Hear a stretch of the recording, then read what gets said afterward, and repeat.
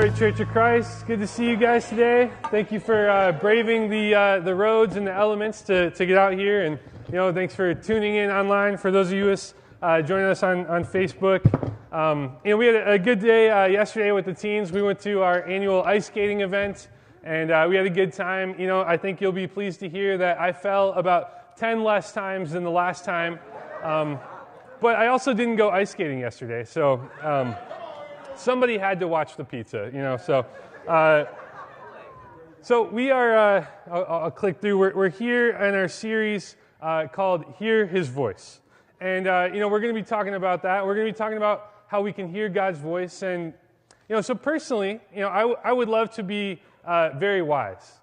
I've always wanted to be the person who always knows what to do and what to say in every situation, like those action heroes or the wise old men in the movies, right? Like Mr. Miyagi or Obi-Wan Kenobi or Gandalf or, Batman's Alfred. The list goes on, right? But anyone who knows me, unfortunately that's not the case. I don't always know what to do in every situation, and I definitely don't always know what to say. But fortunately I brought someone with me who knows a lot about wisdom, and they'll share with you, but I'll get to her in just a minute. The Old Testament speaks of blessing. It speaks of life and favor from God. And it can all be found through wisdom. Jesus, when he came, he spoke of life and wanting to bring us an abundant life. And that too can be found through wisdom. Our culture is searching for ways to be more effective. It's searching for the truth. It's searching for justice. And that too can be found through wisdom. The most fulfilling life that you can imagine will be found along the path of wisdom. And this morning, I want to use one of the most descriptive passages about wisdom from the Bible to identify what to look out for. So we as individuals, but also as a church, we can grow closer to God and grow in our wisdom. Before I began working for the church here, I was working for a property management company, and occasionally we'd go to these trade shows where, we'd have basically housing fairs. And so sometimes we're in this room with all these people who are coming to learn about housing, but sometimes they put us in like the hallway of like a student center or something, and we just have to attract the attention of people walking by who don't even know what we're there for. And so we're yelling, is anybody looking for housing as they're passing by? And, eventually, sometimes we just start, we've got all this free merch with our logo, like sunglasses and all that stuff. And so we just start yelling, free stuff! And if they come to the table, then we hand them the free stuff and we ask them if they're looking for housing. And, you have no idea if that's going to work. And so my coworker got the idea, well, what if, we can't get all these attention of these people. So he just started throwing free stuff into the crowd. And so, somebody would be looking our way, and he'd, toss them a pair of sunglasses or a T-shirt or something. And, occasionally they're not looking, and he just throws a T-shirt at somebody, and it hits them in the head. God is calling out to us. He's offering us life-changing wisdom, so much better than free merch. Answering his call will lead to a life of blessings, an abundant life, and favor shown to us by our loving God. Today, I hope that we're all moved to be on the lookout, to hear God's voice through his call of wisdom. And that when we hear it, that we will answer the call, wherever we're at in life, young or old, wise or not, that we might be wondering, what someone like me is up here talking about wisdom today. But God has used all kinds of means to speak his truth, even a donkey once. And so I'm going to open up the scriptures here. And I hope that and pray that we will be able to hear God's voice calling to you this morning. Today I want to read through Proverbs 8 and pull out the meaning of this passage. So let's take a look in 8 verse 1. Does not wisdom call out? Does not understanding raise her voice? In verse 4, to you, O people, I call out, and my voice calls to all mankind. You who are naive, discern wisdom. And you fools, understand discernment. It's for me too. Listen, for I will speak excellent things, and my lips will utter what is right. This right here should entice us to find out what comes next. And that's exactly the point, that the person who is curious enough to listen has a chance to gain understanding. If you were astute, you caught that it's God personified as wisdom, personified as a woman speaking to us. And I think we can all relate. Who was the one who was wise enough to make sure that you were wearing your coat when you were headed out on an early morning to go to the school bus? Probably mom, right? So we can relate. Our society, though, it needs people at every level to be wise. We can tend to think that it's like the rulers, the presidents, the CEOs, they're the ones who need wisdom. And yes, that's true if they want to be righteous while still being competent and effective. But our world needs more than just a handful of people at the top to have wisdom. God's plan is that all of his people will be in a lifelong pursuit of wisdom that will draw them closer and closer to him. And also a lifetime full of the fulfilled promises that he has in store for us. Yet our society often doesn't see the value of true wisdom. As disciples, I believe that we can be tempted to fall into the same trap.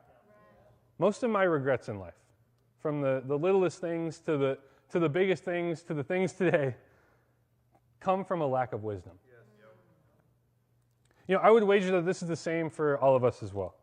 If we're not on good terms with wisdom, we invite disaster into our lives. Wisdom, it's not just about the way that we do things, but also about how it ends. Wisdom is concerned with the ultimate result,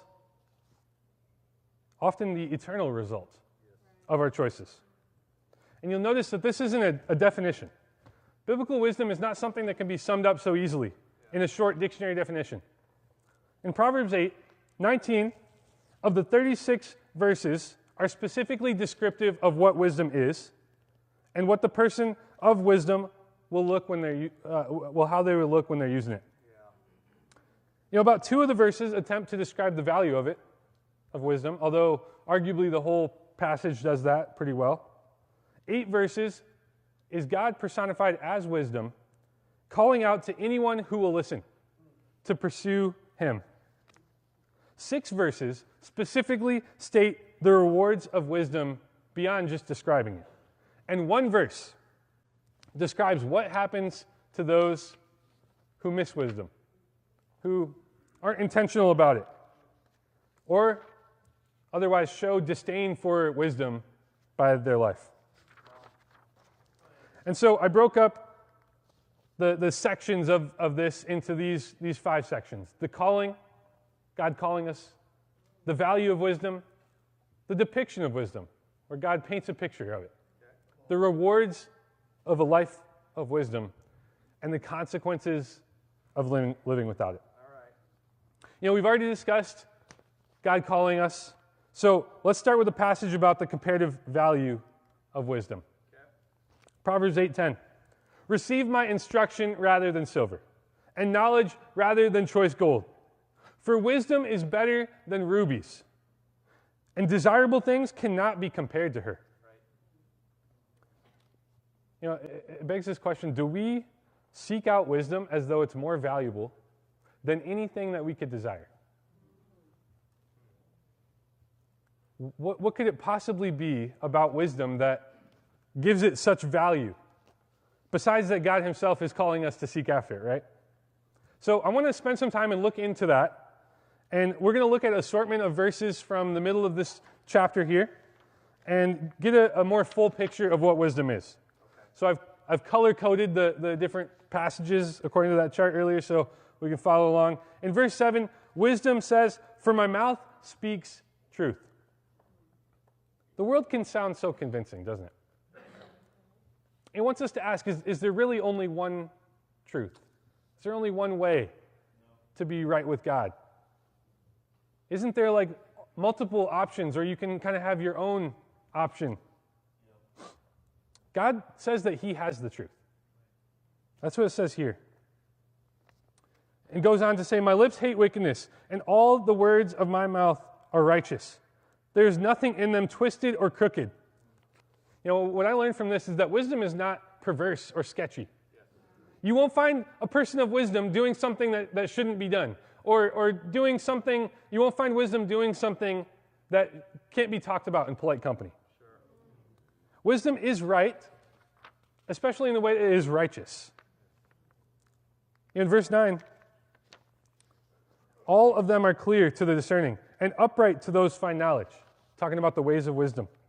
And this one is a little tricky for me as I'm trying to piece together what's this picture that they're describing.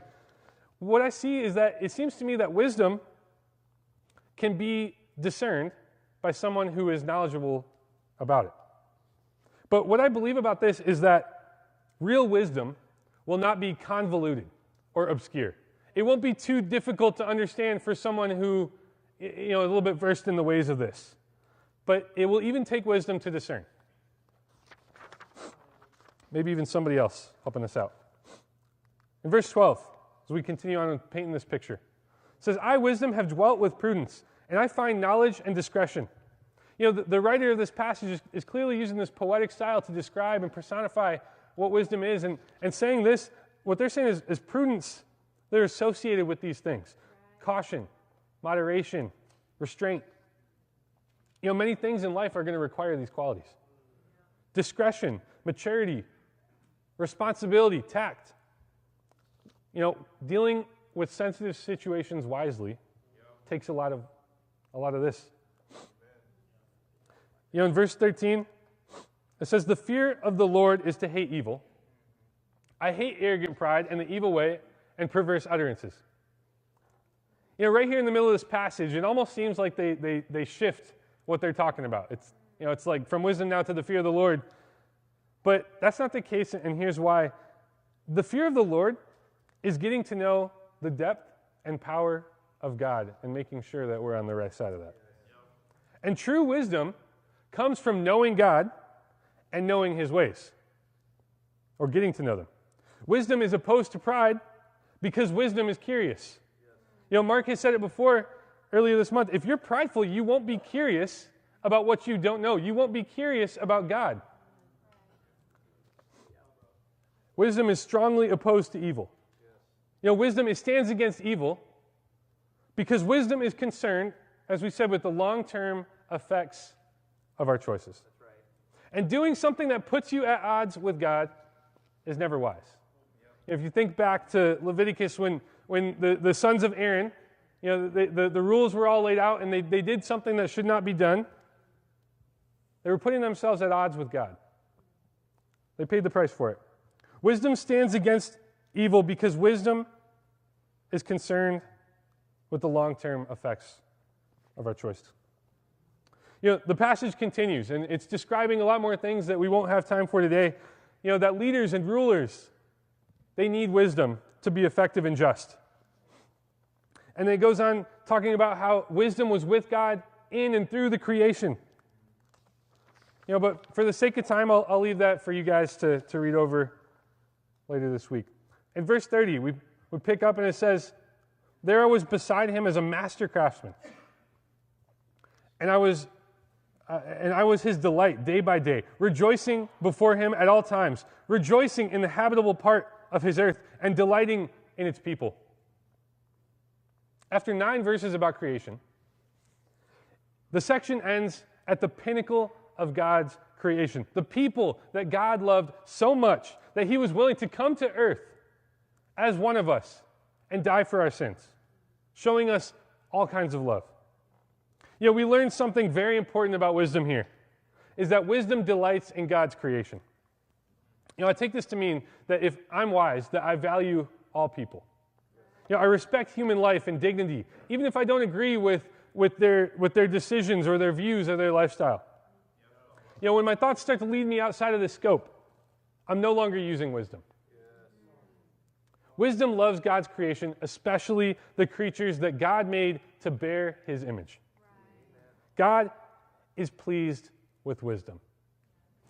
That's what we learn here about wisdom. So we just went over a ton of attributes about wisdom, right?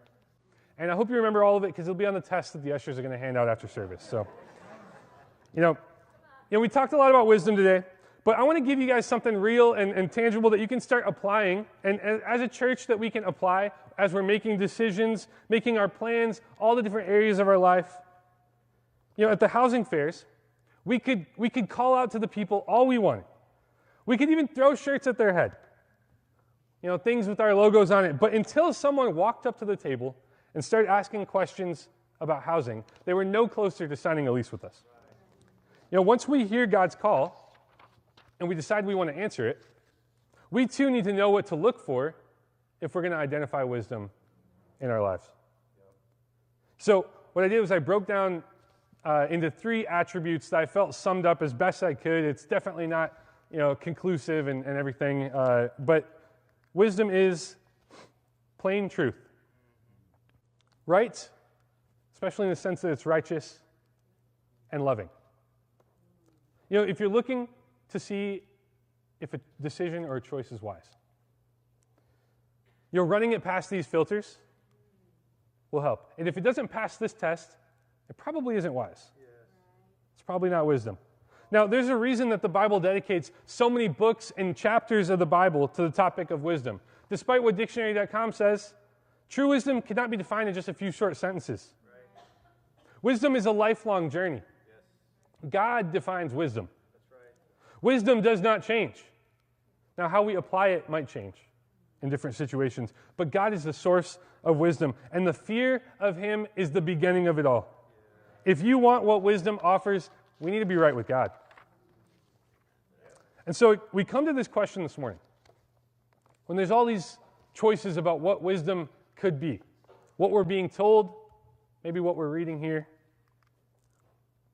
do God and I agree on the definition of wisdom?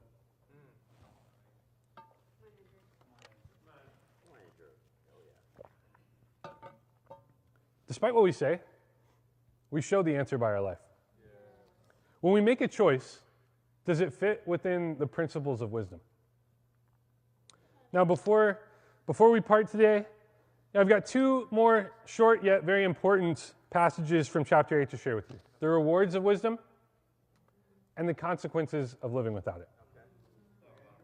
Verse 34, wisdom says, "Blessed is the one who listens to me, watching at my door day by day, waiting beside my doorway. For the one who finds me has found life and receives favor from the Lord."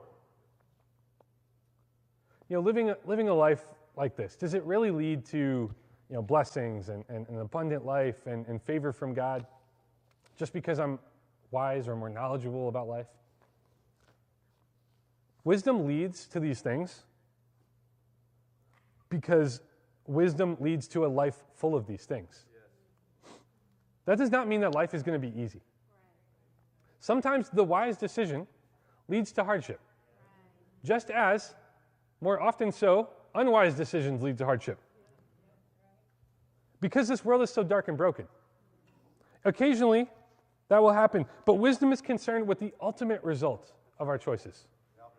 Did we operate with godly principles when we were confronted with the choices available to us? Living with wisdom, it's not some magic spell that puts you on the right side of the line that God drew in the sand. But it's making daily decisions that bring us closer to God. That's wisdom. Now the last verse here, verse 36, says what happens when we do not pursue wisdom. "But the one who misses me brings harm to himself. All who hate me love death." We invite disaster into our lives when we are not intentional about wisdom. And how much worse it is for those who purposely choose to live without it. Living according to the Bible is wise. It starts with a proper view of God. We hear God's voice calling out to us, appealing to us to go after this. In verse 32, "So now, children, listen to me. Blessed are those who keep my ways." God is calling out with such a better offer than free merch and housing information. Occasionally he even throws something at our head to get us to listen. But will we miss his call? Will we live as though we don't hear his voice calling out to us this morning? Will we show by our lives that we outright turn away from the truth, the righteous, and the loving ways of God and his life-changing wisdom? Will we lose out on this life that God is offering us?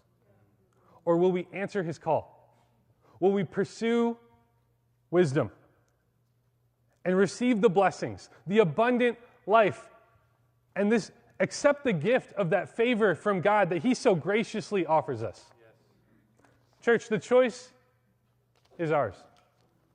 The choice of pursuing wisdom, answering God's call, and hearing his voice is yours. We're going to close out with a prayer, and we'll have one last song. God, thank you so much for the way that you show us your love by providing us your scriptures, that we can hear your voice calling out to us.